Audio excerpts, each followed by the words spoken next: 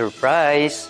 Wala tayong narinig anuman tungkol kay San Matias, kundi siya ay kasamang nakasaksi noong binyagan ni Juan Bautista si Jesus hanggang sa pag-akyat nito sa langit.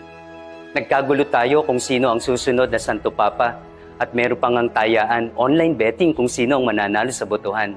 Maganda ang sinabi ni Archbishop Charles Brown, Papal Nuncio sa Pilipinas. I think it's important to remember that the Holy Spirit has already decided who the next Pope will be. Bahala ang Espiritu Santo. Di niya hahayaang walang maging kahalili ni San Pedro.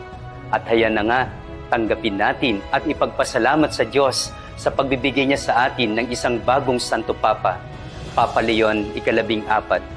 Masurprise tayong lahat kahit sa aklat ng mga gawa, sa 120 mga nakasaksi sa buhay ni Jesus, 2 ang pinagpilian, Matias at Jose.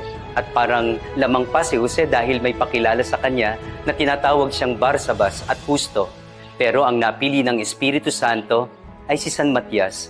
Ito ang paalaala sa ating lahat.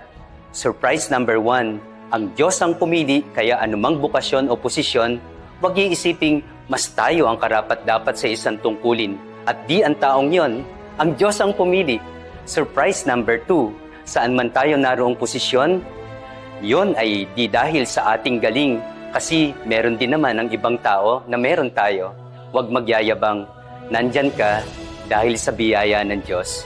Surprise number 3, paunahin mo ang Diyos sa iyong buhay dahil alam niya ang the best para sa iyo. At kung saan kanya ilalagay, di na mahalaga kung kilanlin ka o hindi ng mga tao. Huli ka man katulad ni San Matias, kapag panahon mo na, gagawin ng Diyos ang lahat ayon sa kanyang paraan. Surprise, isang salita, sapagkat sandigan natin kanyang salita.